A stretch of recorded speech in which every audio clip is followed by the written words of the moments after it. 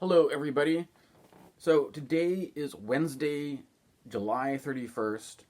In my last video, I was talking about the Mercury retrograde that's coming up, and I pointed out certain interesting things about the Mercury retrograde, such as how Venus will be spending this whole time in Virgo that during Mercury's retrograde motion.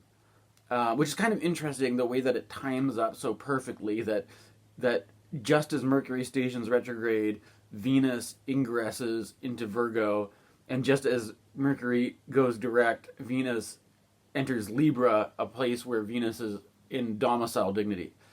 But before that happens, at the time of recording this video, Venus is still in Leo, and Mercury has not gone retrograde yet. And prior to this ingress and this retrograde, Venus will be squaring Uranus. Of course, it's also interesting because the Mercury retrograde, once Mercury goes back into Leo, Mercury will also be squaring Uranus from this position, and actually from a Mercury cazimi square to Uranus, which I talked about in my previous video. So this aspect sort of has I think it's an important one to go over for a number of reasons. This is what I'm focusing on today's video, the square between Uranus and Venus that is perfecting right now. It's only a couple degrees off at the time of making this video. And I think that whatever dynamic you see around this should be activated again during Mercury retrograde, particularly during the cazimi. Now, I was thinking of approaching it in a number of ways. I'm basically just, I have my own private practice where if I was making these videos, I'd probably be doing my own journaling and my own divination and stuff, and I'm just selecting, things that I feel I can share or that I can, use as something in my astrology channel, right? And so the way I think about this transit anyways is that I like to use this system of tarot and Decan associations that I have to admit is not everybody's cup of tea, but I still like using it. And in this system of associations, the Decan that Venus is in Leo is associated with the Seven of Wands, which looks like this. There is a guy with a wand, and it looks like he's fighting off a bunch of other wands. Now, the other wands could be being held by other people, but we only see the wands themselves. And the Decan, which Uranus is in, Taurus 3, is associated with this card, the Seven of Pentacles, or the Seven of Coins, the Seven of Discs. And it's a different energy, of course, because where the other one was much more yang-y and active, in this card, the guy is, there's not as much action happening. The guy is standing and waiting and looking a little bit forlorn, maybe disappointed that, he's obviously got quite a bit of stuff growing there, but he doesn't, it's kind of disappointing to him. Or there's the sense, I think this goes with Uranus in this Decan. I think that there's some kind of sense of disappointment, or I think for me, I often associate Uranus with a kind of impatience, right? That there is Uranus, I think, usually stands for technological change, or you're kind of these breakthrough achievements, or sort of rebellious, destructive energy. And in this environment, there's a kind of, I think there's a certain impatience created by Uranus that wants change, that wants Uranus is said to do this thing where it takes what is stagnant and frees it up and makes it more available, right? Like if you have a bunch of like stagnant energy all bogged down, that Uranus will recirculate that energy, and it can either be, this can either be seen. I think there's something about it that's kind of ambiguous. Like when you look at the traditional planets, Venus is a benefic, right? And Mars is a malefic. With Uranus, I think I was kind of, in my previous videos over the years, I have been kind of pitching this idea that I think Uranus is overall maybe more benefic, because there is some association with Uranus with liberty, with freedom, with taking things that are stuck and making them free. But there's also this kind of, there's another quality to Uranus that I think that's like, if you are happy where you are, you may see this liberating force as being kind of threatening. Or that you may take this disruption as being a kind of a threat from the outside, which is damaging. Or like you may take it as being, and then I think that there's some sort of thing where when you get, Venus is also the ruler of Taurus, so Venus is like the landowner of the area where Uranus is hanging out, being impatient, and Uranus is kind of like feeling a bit fed up. And it could also be like the various economic situations, because a lot of people were talking about Uranus and Taurus in terms of disruption of supply chains, and like, to be honest, I think we're pretty, like, to be in a Western country where food prices have been getting more expensive and stuff like that, and things are not, the cost of living is not cheap, but the fact that we have access to all the things that we have in a capitalist Western democracy, like, we're still pretty well off. Sometimes there'll be certain things that there are shortages of. This year, for some reason, the pitted fruit, peaches and apricots, things like that, they're in a shortage, right? But I can live without peaches. I can go without eating peaches. I can go without eating apricots. But there's some kind of like dissatisfaction with like scarcity or not enough, and there's some kind of rebellion. Or those also has to do with kind of economic austerity, the high cost of living, that kind of stuff. And there's an interesting card, because I often consider this card, when it comes up in a reading, I kind of think of this as a kind of a overcoming, right? That there's some kind of challenge, and that this guy has the upper hand, he's on the hill, he's got the higher ground, and he's outnumbered, but somehow he's overcoming the opposition. Or else, you could read it that this guy's going to fall to the opposition, and this is his last stand before he succumbs to all the wands. Or else you could see it as this guy's overcoming the wands, and he's got an advantage because he's got the higher ground. But nonetheless, there's some sort of a conflict here. Hold on, I wrote down. It's not as so immediately obvious with these cards, but let's see. The thing about Leo, so this one is a Mars-ruled Decan, right? And this one is a Saturn-ruled Decan, right? So Saturn being the kind of like limitation, the obstacle, the coming up short, not enough, feeling a bit stingy, feeling a bit austere, things are too expensive, don't have enough dough, the green ain't coming as you wanted, and you're fed up, and you're impatient, and it's time. And so I think there's something about this whole transit which signals like the need for change, right? There's some kind of dissatisfaction that's signaling a need for change. And then this guy, however, is this guy resisting change? What if there's like an angry mob that wants change, and this is the guy who's resisting, right? Is he overcoming the angry mob that wants change?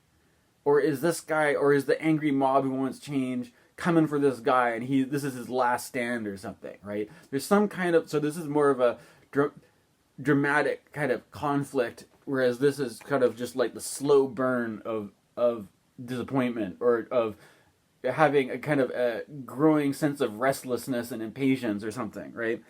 And I have, there's a book that last year anyways, I was exposed, well, I don't know if it was, when did I start reading this book? Last year I was reading this book called Christian Meditations on the Tarot. Actually, you know what's kind of interesting is it actually just says Meditations on the Tarot, but then it says A Journey into Christian Hermeticism. I often think about this book as being called Christian Meditations on the Tarot, but it's actually, I can't believe that it doesn't actually have that title. Now, the thing is, I'm just going to preface this by saying that I am not a Christian, and due to my fact of not being a Christian, sometimes I run into an obstacle with this book being a bit too Christian for me. However, I have been reading in this, I was going with this book, and I decided to take a break with it, right? Not entirely just due to the Christian part of it. There's a couple of factors, right? I took a break at the tarot card. I've been reading it in order, and I took a break at the tarot card for strength or force, as it's called in here. And part of the reason why I decided to take a... Oh, hold on.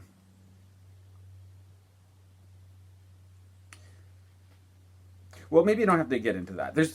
I would just like to preface something about the Christian side of this. Well, maybe I don't even have to get into it. I'll say that I am not Christian, but I'm open-minded enough that I'm not going to turn my nose up on Christian literature, and I'm interested to read people writing from that perspective, and however,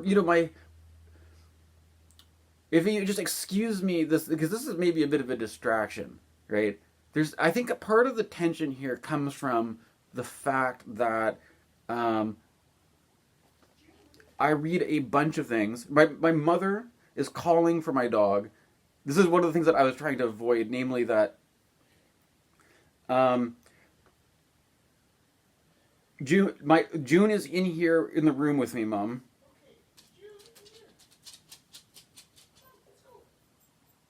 If you can hear that, that's the voice of my mother. And in this book, I've decided to pick this up again and continue reading it, despite the fact that I live with my family who are not Christian by any means at all.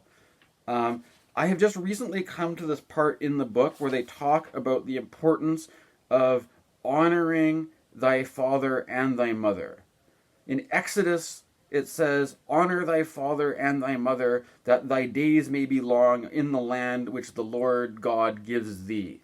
Right? So, instead, I think with that, despite the fact that my mother is not very Christian, I think it's still a good idea to honor thy father and mother, and not to, use the pretense of a kind of a somewhat interest in Christianity to become overly rebellious against my poor old mum or whatever. But I'm just mentioning this because there's certain interesting theological tensions that I'm...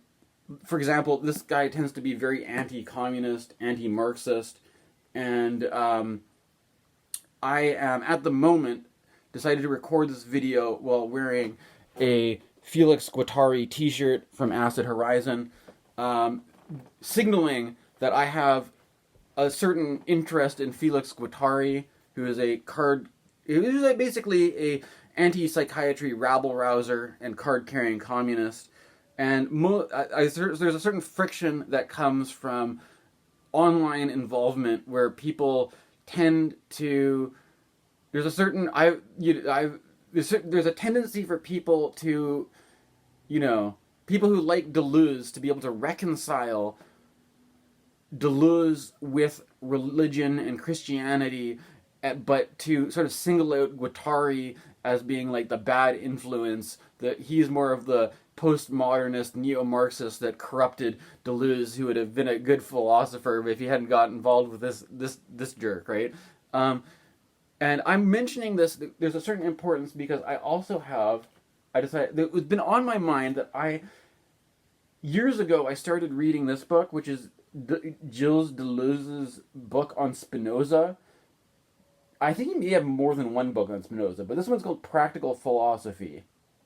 And this book came out in 1970, so this was something that he wrote. This was published right before he met Felix Guattari, and he started working on the Anti-Oedipus and started the collaboration with Felix Guattari.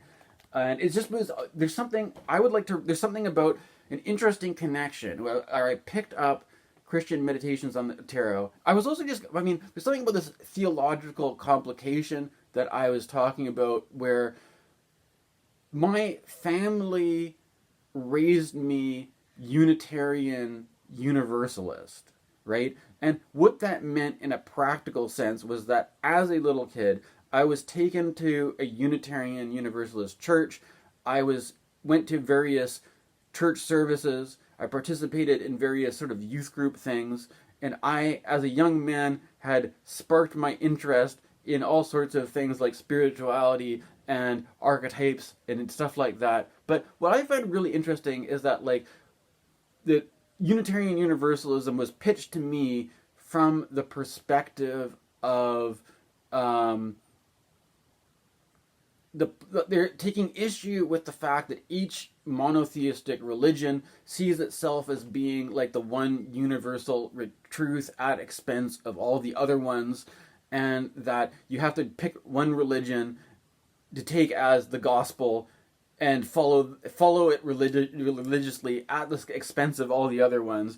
Whereas Unitarian was making an argument that they were generally educated people who wanted to be open to learning what the other wisdom teachings had to offer, and not just have to pick one at the expense of all the others, and have and then from that have a sense of perennialism.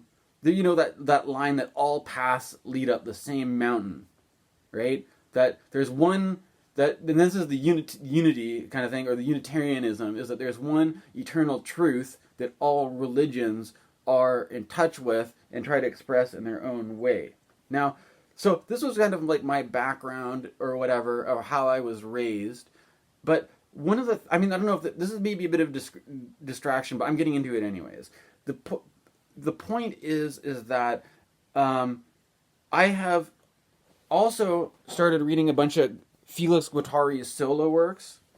And one of the interesting things is that Felix Guattari kind of announces himself as an anti-universalist or an anti-perennialist, right?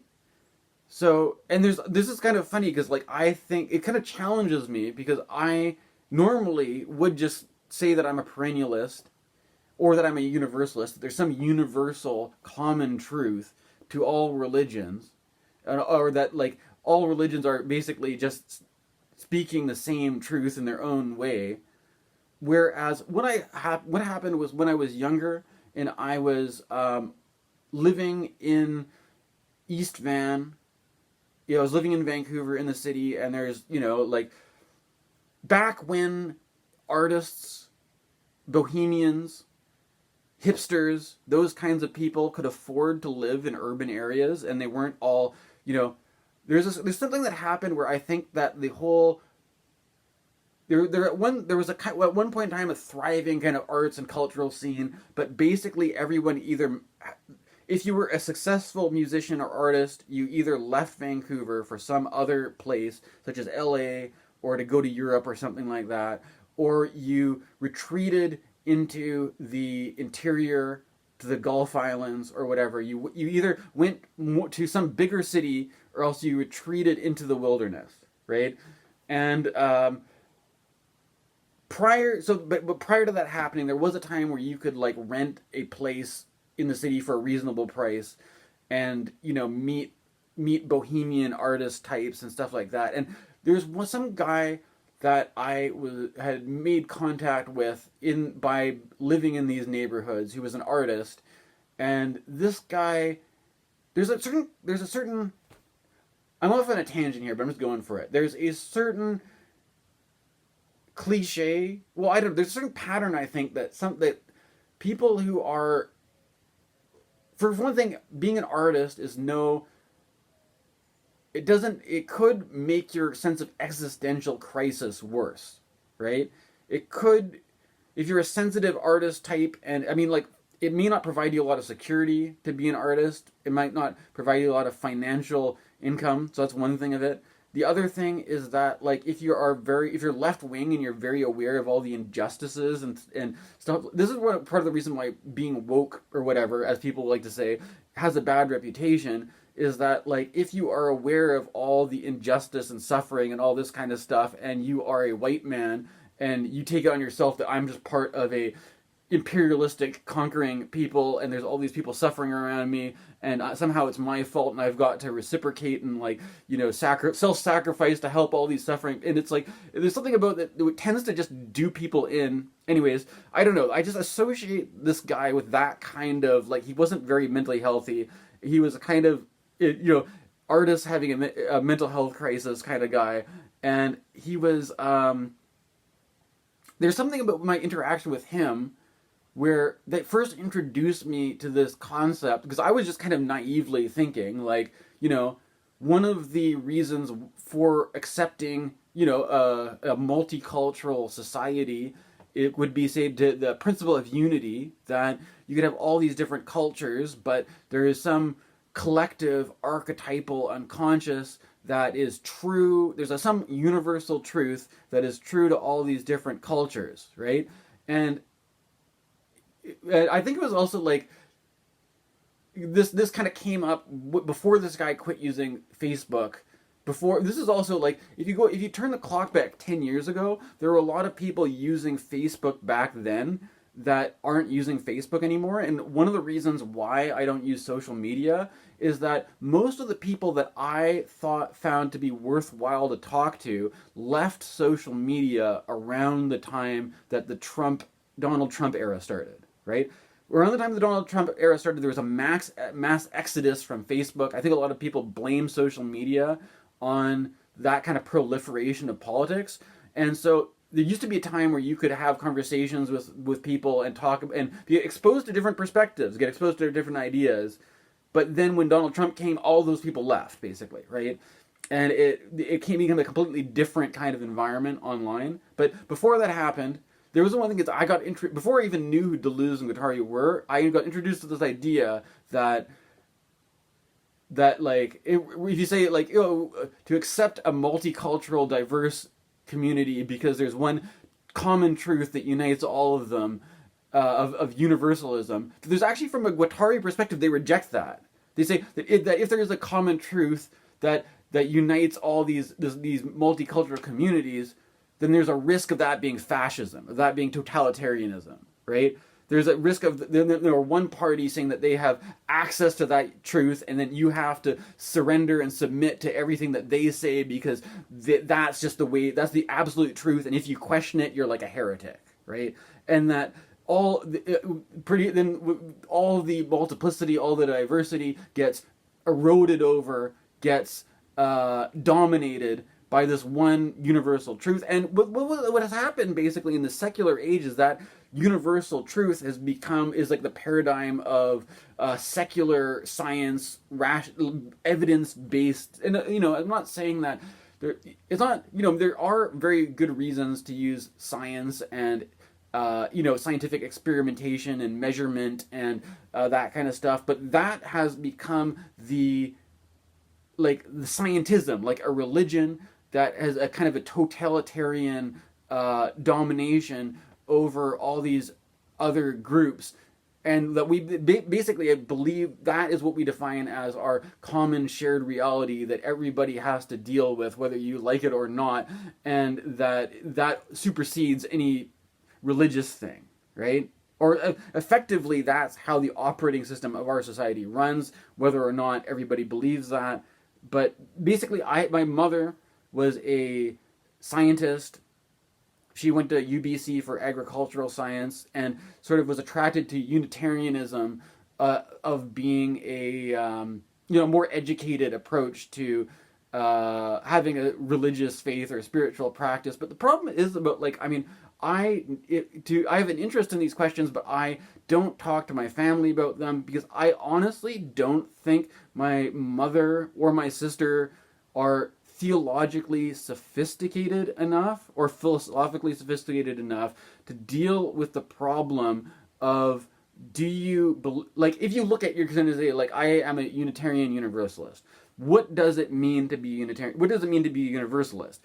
And do you understand the criticism of people that are anti-universalist to universalism? I don't think my mother would, I mean, now that she's 70, maybe my mother, when she was like 30 or 40, she was more sharp, but I don't think she was ever really that philosophically or theologically apt to really even, you're signing up for this belief system, but you don't really understand what the criticism is for it. And it wasn't until I was even in my 20s, until I started talking to a bunch of crazy artists, bohemian types that I met from hanging out in the city, that I even realized that there was a criticism towards that perspective. I just took, from your parents' point of view, it's just kind of like, oh, well, this is better because you don't have religion, like, if you take this perspective, you don't have religions trying to kill each other thinking that they have the ultimate total truth, that they're all relativized to this kind of unity that supersedes everything. And because we are educated scientists, we have access to that because the way that we discover objectivity is through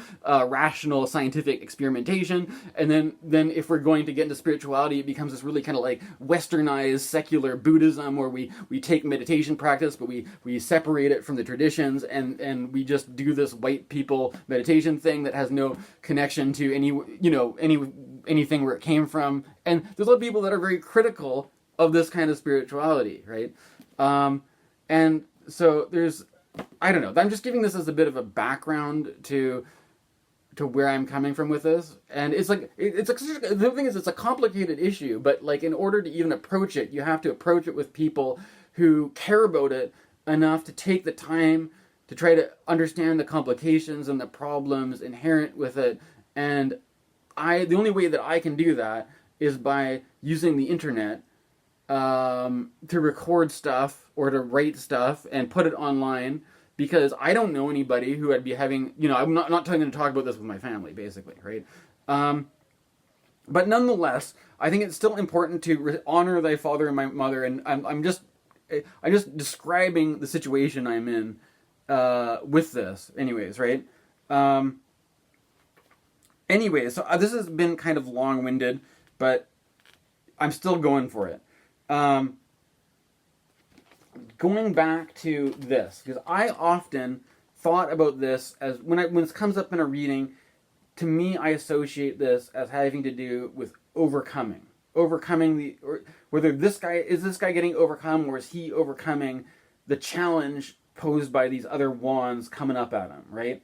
Now, in Christian Meditations on the Tarot, it says it's not just Christianity, this is Christian Hermeticism. So what this is doing is this is basically resolving the difference between typical Christianity and the practice of Hermeticism, which has to do with alchemy, the practice of astrology, the appreciation of the Greek gods from Greek mythology, and there's a certain mystical tradition of esotericism where that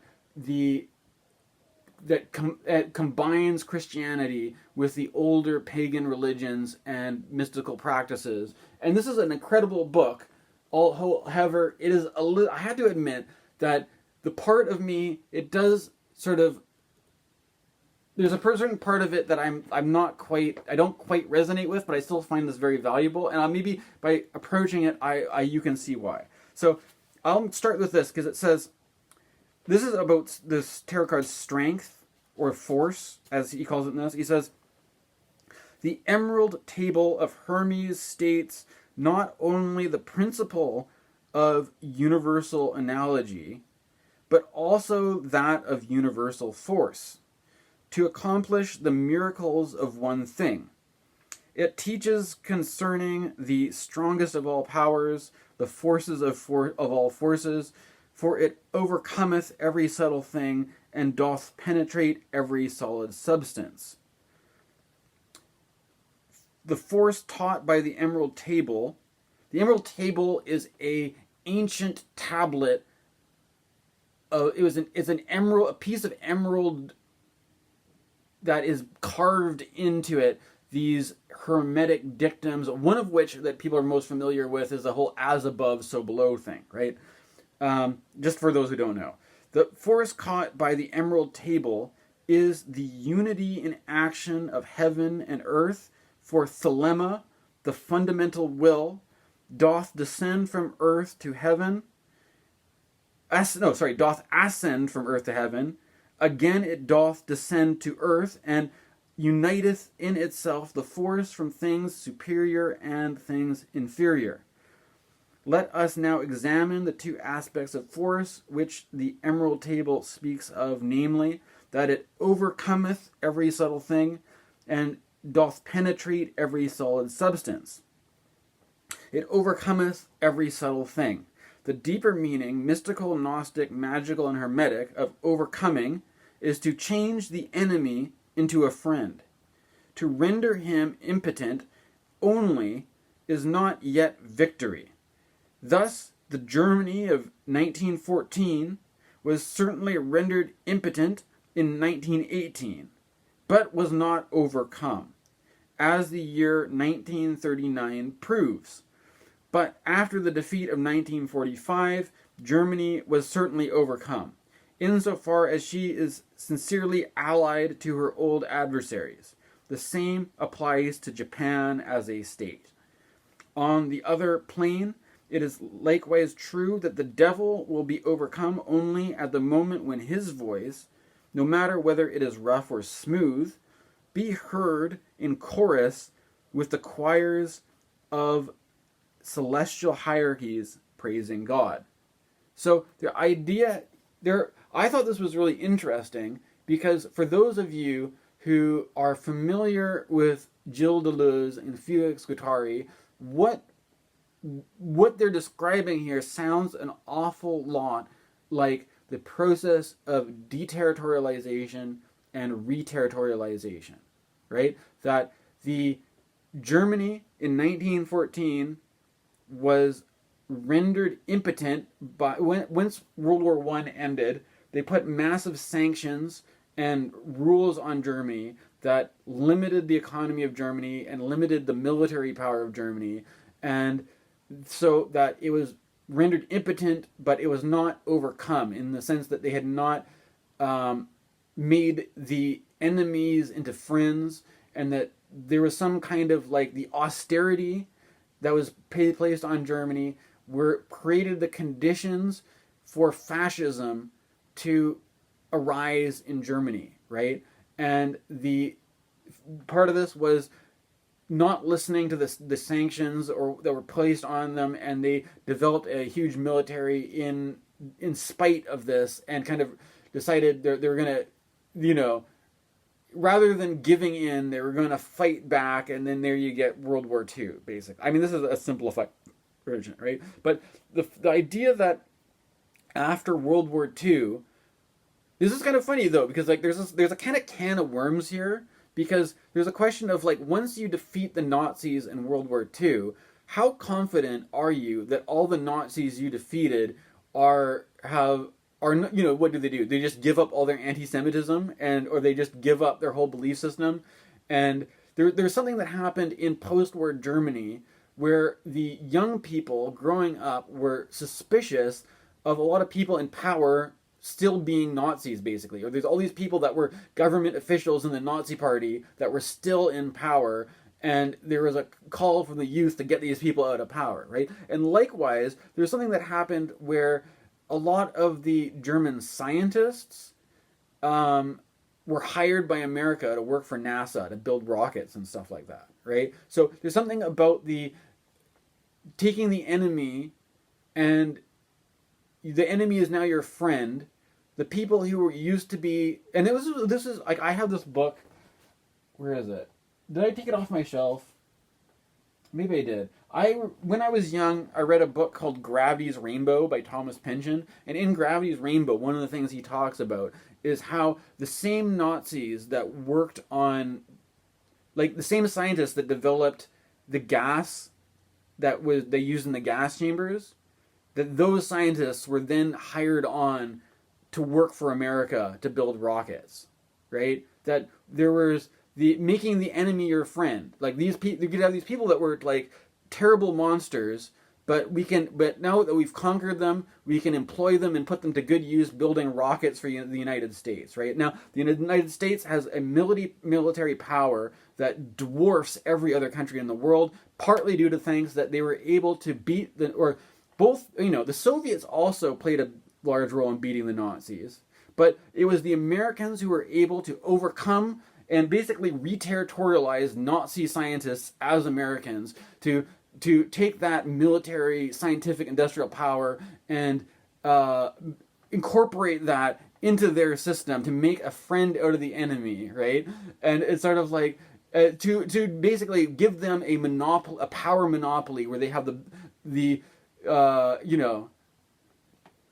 and then this all leads into the Cold War, where instead of going to war to people, everybody's just paranoid that people are going to shoot rockets at each other and things like this, right? So there's something about this where it's like, I don't know, the way that the guy in Christian Meditations of the Tarot puts it with the Germany being, the enemy is now a friend. It's sort of like, there's also this kind of question of like what happened? Did you know that during World War II that the Americans, before they got involved in the war, they were supporting Nazi Germany by giving them weapons and giving them oil and supporting. They're playing both sides of it. This is another thing that they talk about in Gravity's Rainbow, that the Americans are portrayed as being the good guys, but there were financial interests. American financial interests were finding a way to profit off the Nazi war machine, to make money off the Nazi war machine. And then after the Nazi war machine loses, to then reincorporate all that. Oh, hey, you guys are probably friends with us because we're giving you all this money to help you kill the Jews. Come on over to our side and build rockets for us, right? This is what Pynchon says in Gravity's Rainbow. So there's something anyways, though, about this quality of Venus. Venus is obviously a peacemaker. Venus harmonizes things, and there's something about this which I feel like, is this guy an enemy and he's outnumbered, and this guy is about to fall and become like the last resistor is going to fall and be transformed into a friend rather than an enemy, right? And then being incorporated into a larger body of collaboration, right? And I mean, okay, it's a little bit dark using the whole thing about like the Nazis being beaten and overcome, but there is also this thing where he talks about good and evil, and that the devil is only overcome by seeing the devil as being part of the chorus of the whole celestial harmony, that the devil is not really opposed to God, and there's this sort of Christian dualism of angels and devils and all that kind of stuff. But when you see that the devil is just part of the same picture, and that there's a unity even with the devil, that the devil is now won over to playing on the same side. It reminds me, it's kind of like this video game. When I was a kid, I used to play this game called Chrono Trigger, and when you were fighting the black wizard, the dark wizard Magus, you had a choice where you could, after beating the black wizard, you could convert him over to play on your team, right? And that was one of the coolest parts of the game, was beating the dark wizard and then somehow winning him over to your side. And he was like the most badass character of them all. And so that's a kind of an archetypal pattern that shows up in stories, even in popular Japanese video games. And I think there's something about, in the whole current climate of, with the elections that are happening, there's the idea of, like, can you convert the enemy or the person who opposes you on a certain issue, whether that's political or whatever, can you convert the opposition to being on your side? And that the people who are able to do this are the ones who are most likely to be able to win an election, because it's all about what the numbers are, right? If you are able to make so you could approach it from two ways. It's like are we going to do this by is us versus them, and we're going to really antagonize the other and humiliate them and shame them, and then they'll be so weak and humiliated they have no choice but to give up and come over to our side. Or they probably wouldn't, though. If you really shamed and humiliated somebody and pissed them off, they probably wouldn't want to convert over to your side. But if you were able to just present a stronger argument that wins people over to your side, that in a friendly way, you turn the enemy into a friend, right? And there's something about Uranus as a kind of what I was saying, it takes what's stagnant and shakes it up so that things which are fixed and into one position get to enter into different kinds of dynamics, to get into different types of relations, different types of collaborations than they were before. So I think there's some positive for collaboration or converting people over to your side, to overcome the hostility, to overcome the oppositions with this one. And so I think this is actually, I'm trying to take a optimistic spin on it, right? And now, which leads me, I kept thinking, like, this is a book, this is a Gilles Deleuze solo book about Spinoza. And I also bought the Spinoza's Ethics, but honestly, I haven't gotten very far with it. I haven't really put much effort into reading it. And this book, I started reading years ago, and I got like halfway through it, and I ended up just going back to the capitalism and schizophrenia stuff, and finishing that off. But I started this like before I finished Anti-Oedipus, and it's just been sitting around for a long time. But I kept remembering something of this book, which I will read to you. And I'm just going to read it, and maybe you can see the relevance, okay? We have three components. One, our singular eternal essence. Two, our characteristic relations of motion and rest. Or our capacities for being affected, which are also eternal truths. Three, the extensive parts which define our existence in duration and which pertain to our essence insofar as they realize this or that relation of ours, in the same way that the external affections fulfill our capacity for being affected. There is badness only at the level of this last stratum of nature. The bad occurs when extensive parts that belong to us in a relation are caused by external factors to enter into other relations, or when we meet with an affectation that exceeds our capacity for being affected. So in Deleuze is talking about good and bad, or good and evil, or badness in a sense, is experienced when as change, basically, right? If there's some sort of a formation that has established itself doing a certain thing, being a certain way, that from the perspective of that thing, it would prefer to just keep going the same way it is, and it considers something that's trying to disrupt it and change it and make it into something else as bad, because it's an end to the current state of affairs. And from this perspective, the disrupting force of Uranus could be seen as something very malefic, right? Because we have this thing that's been established, a certain order, whether it's a hierarchy, a certain social order, a certain kind of social relation, a certain kind of politics even, and we take a disruption of that as being bad because it's harming that which is and bringing it to an end or disturbing it. But there's also a creative thing going on where that it is an opportunity for some new pattern of arrangement entering into a new kind of relationship, right?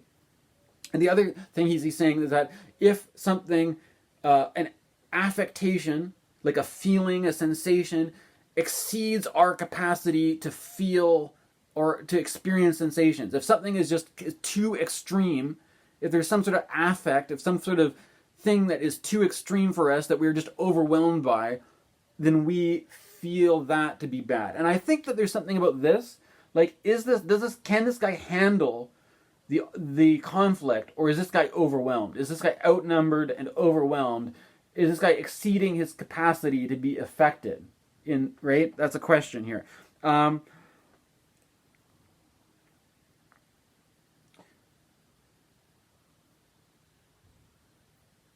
But in fact, our relation only ceases to be realized by extensive parts, or our capacity by external affectations, without losing any of their eternal truth.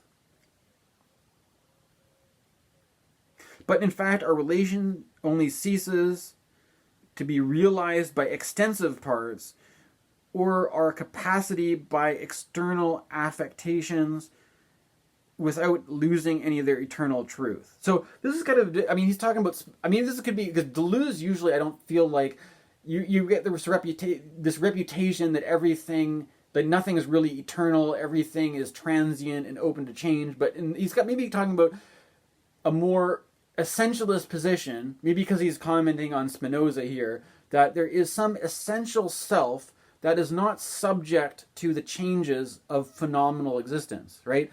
That of gain and loss, winning, losing, success and failure, that there's some eternal self, eternal essence that is transcendent of all this. But we have in the world of phenomena, everything's subject to change, right? That's what, and the Buddhists say, the more you're attached to things being a certain way, the more you suffer, right? But he's saying it's only a kind of externality that's open to change, that there's some internal essence that is not eternal truth that's not affected by it. All that we call bad is strictly necessary and yet comes from the outside. The necessity of accidents. So that the outside world is subject to decay and entropy, the accident thing is kind of interesting because there is a certain thing to do with sometimes when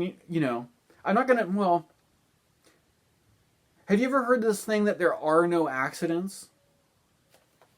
I'm just going to put it out there, right? I'm not going to get into this one right now, but there is a certain point of view that there are no accidents. But from Deleuze's point of view, the badness is like the accident that is just, the phenomenal world is full of accidents. It's full of, illness and disease, or things that threaten the composition of things as they are, that break it down, right? He says, death is all the more necessary because it always comes from without. To begin with, there is an average duration of existence given a relation. There is an average duration in which it can be realized. But further accidents and external affectations can interrupt its realization at any moment. It is death's necessity that makes us believe that it is internal to ourselves. But in fact, the destructions and decompositions do not concern either our relations in themselves or our essence. They only concern our extensive parts, which belong to us for the time being, and then are determined to enter into other relations than our own. So you could look at it this way, that your body is something that's just on loan to you, and that when you die, you are like returning the book to the library, and that this temporary human form is just it's not really, doesn't really belong to you. It belongs to the world. It belongs to the earth. And there's an eternal transcendent self that is not affected by death, that goes on after death, that is transcendent and not subject to that, right? But in fact, the destructions and decompositions do not concern either our relations in themselves or our essence. They only concern our extensive parts, which belong to us for the time being, and are determined to enter into relations other than our own. This is why the ethics in part 4 attaches a good deal of importance to the apparent phenomena of self-destruction. In reality, what what is involved is always a group of parts that are determined to enter into other relations and consequently behave like foreign bodies inside us. This is what occurs with autoimmune diseases. And now, this is particularly interesting because at the time when I bought this book, I at least was not aware that I had an underlying autoimmune disease. And that I actually, going back to, I was talking about how I used, when I was younger, when I was in my early 20s, I lived in Vancouver. What I'm starting to realize is that even during my early 20s, I had some underlying medical problem that was an autoimmune disease, that was autoimmune inflammation. Of course, I have to admit, I was a young guy who was partying, and that maybe partying too hard may have upset my inflammation a little bit, but I had this underlying thing going on all the way back then, and it wasn't until 2021 that I had an autoimmune crisis.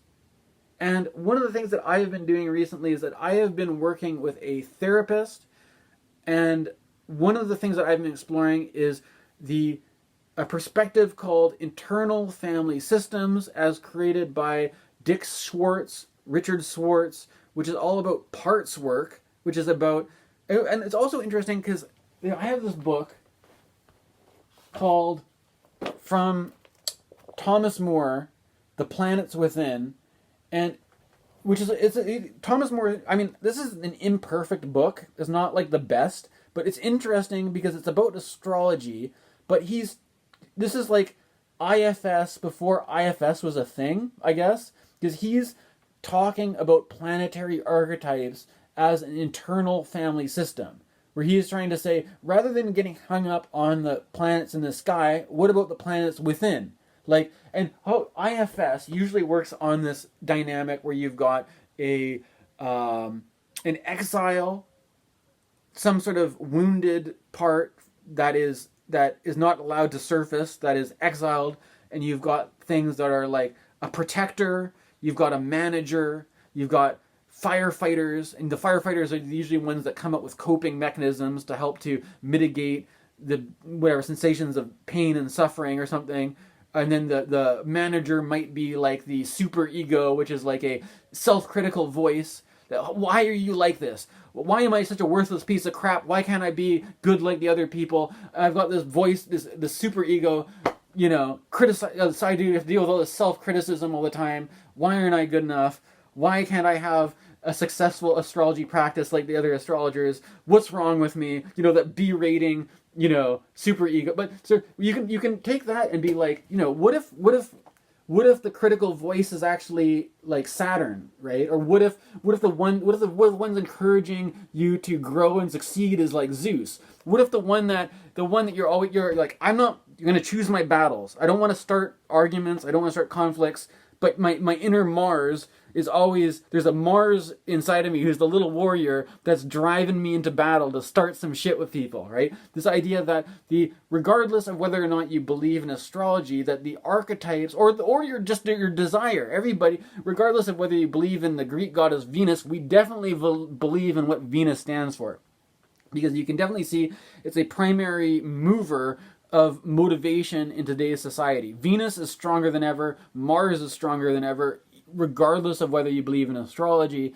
And that you can treat these archetypes similar to the internal family system, but it's a way to open it up where you're not just dealing with managers and protectors and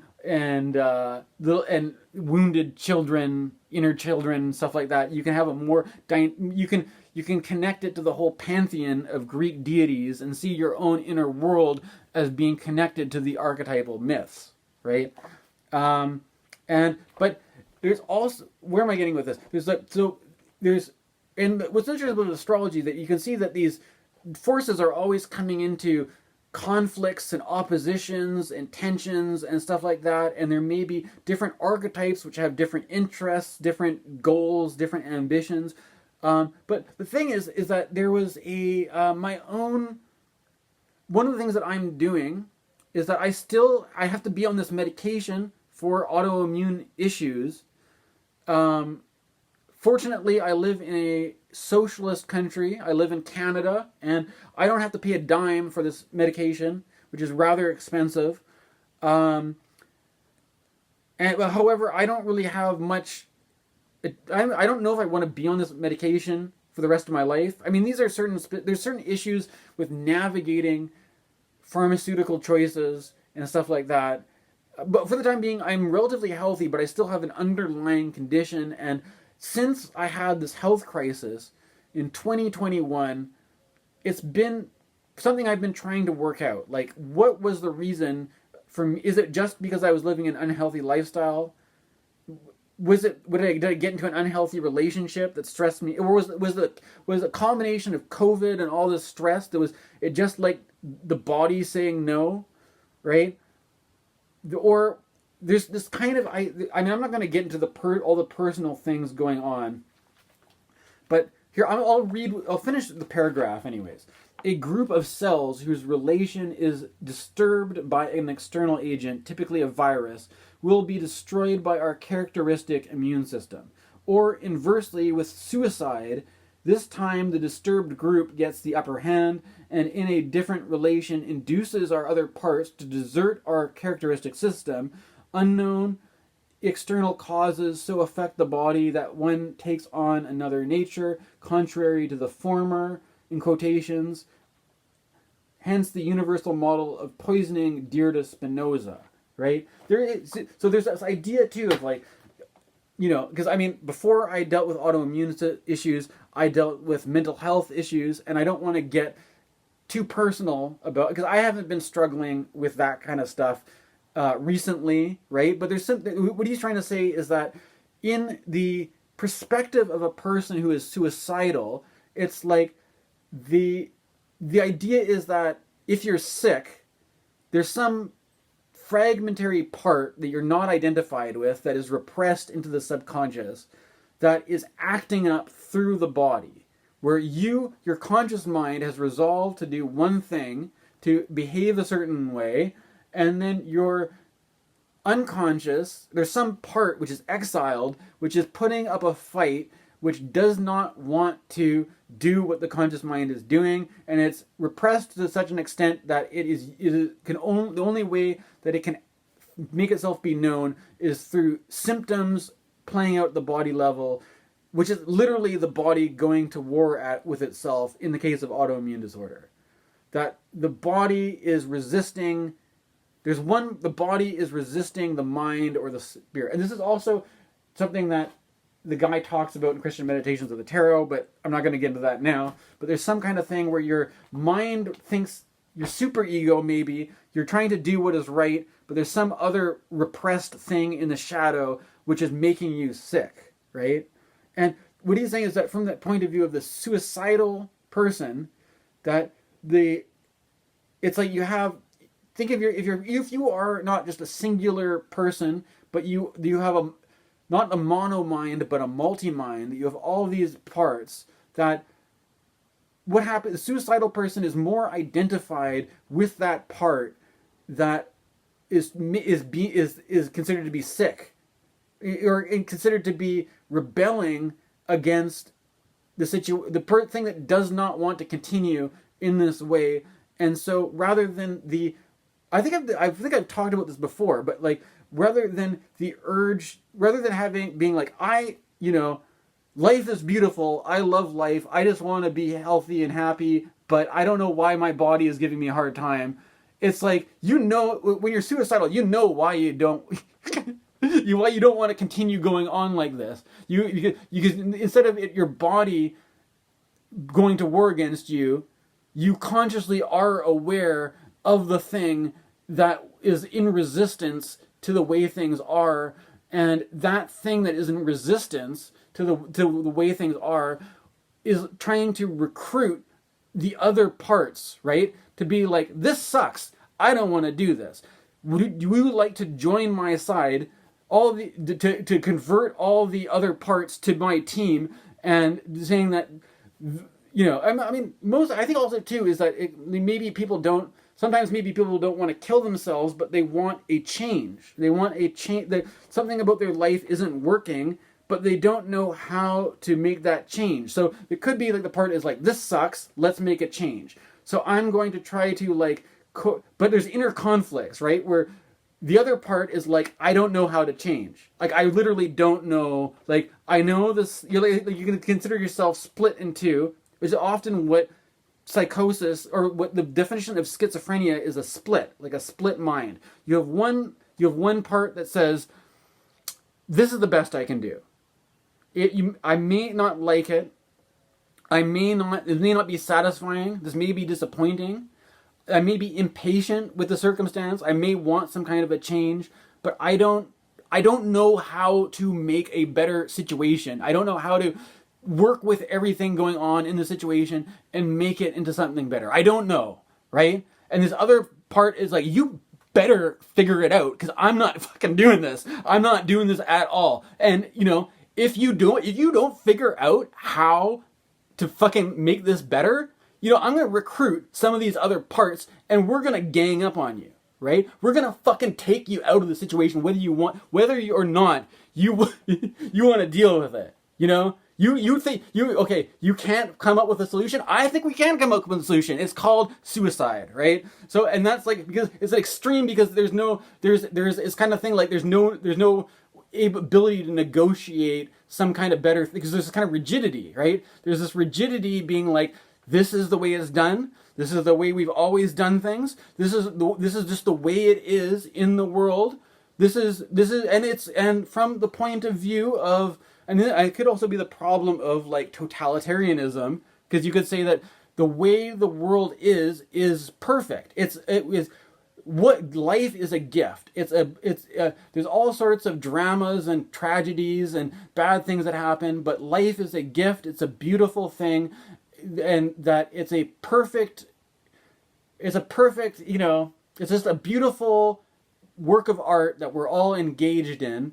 And that if you are unable to adapt yourself to this beautiful universe that you find yourself in, there's something wrong with you, not the universe, and you have to adapt yourself to the universe, to the situation, surrender your resistance, and just deal with life as it is. And isn't that more? And then the part that may rationally sound like a good idea.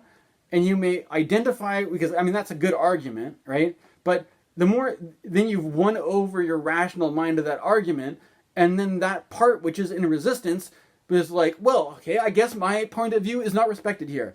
Instead of voicing my problem at the level of rationality, I will have to retreat deeper into the body, and I will fucking make you sick. I will bring you to the verge of fucking death until you listen to me. Because I don't want to live like this, and I will literally kill you. I will fucking kill you. So, because you don't consider my point, it's all perfect. Well, how about you fucking, is a perfect life a world where you die before you reach adulthood? You're not even 40 years old yet, and you're gonna fucking die because you're not able to reconcile this part that does not want to live like this. It's just gonna make you you're gonna feel rotten, you're gonna feel sick, and you're gonna die, and you're fucking hoity-toity, like, oh, life is perfect. Yeah, life is perfect, and you're just dying as a miserable piece of shit. Pretty perfect, huh? Yeah, right. Pretty funny, ha ha ha. Right? So this is, and so in order, I was not able to resolve this through my own spiritual practice. So I was on the verge of death, and I was given and this was what was funny, was that being given is actually relevant, I think, to the transits, because I was watching a video. I think it was Steven Forrest. I don't know. Maybe it was somebody else. I think it was I was in the hospital, completely.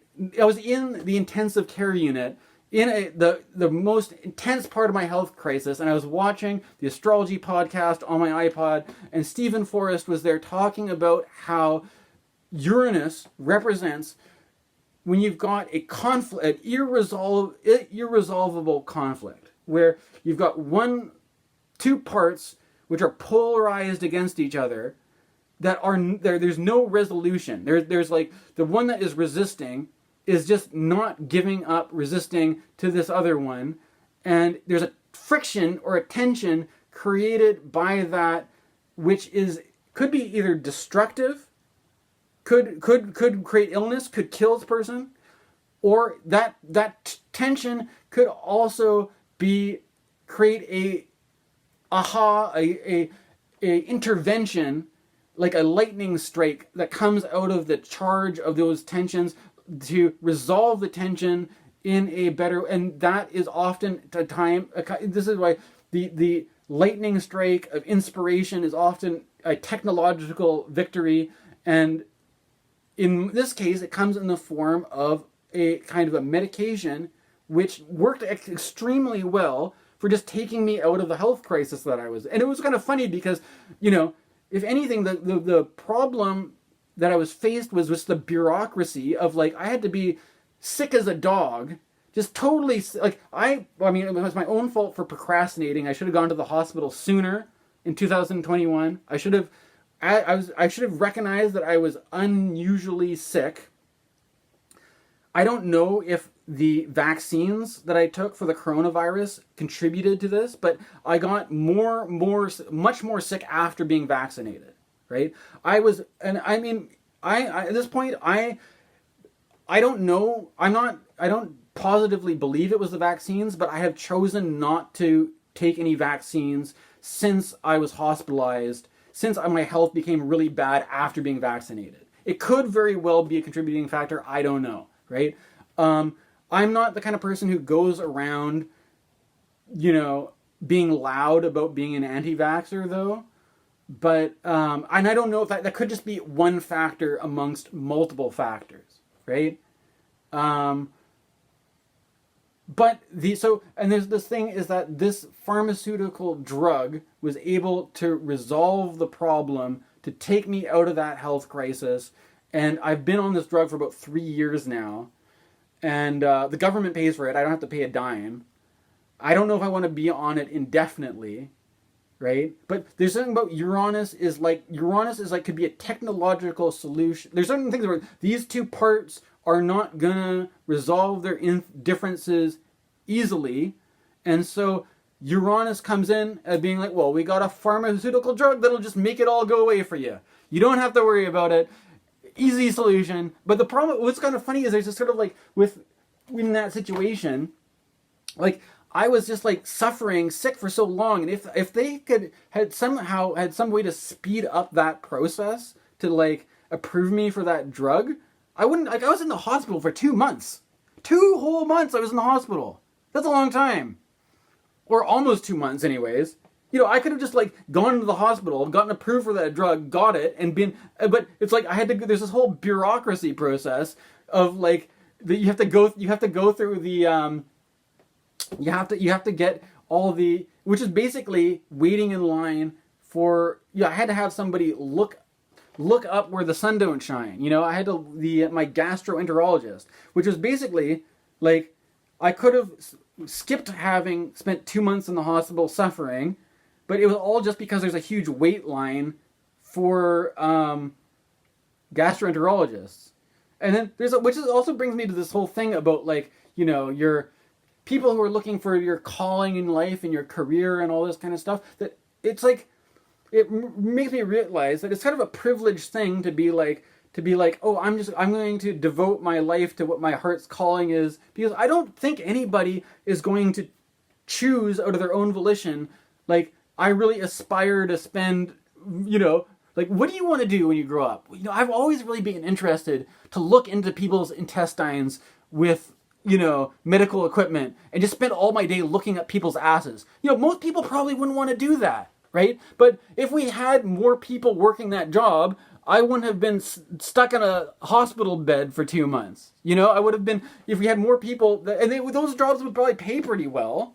Right, but how, should I give up being an astrologer and become a gastroenterologist and make the big bucks looking up people's rear ends all day? I mean, there's more. It makes economic sense to do that, but how?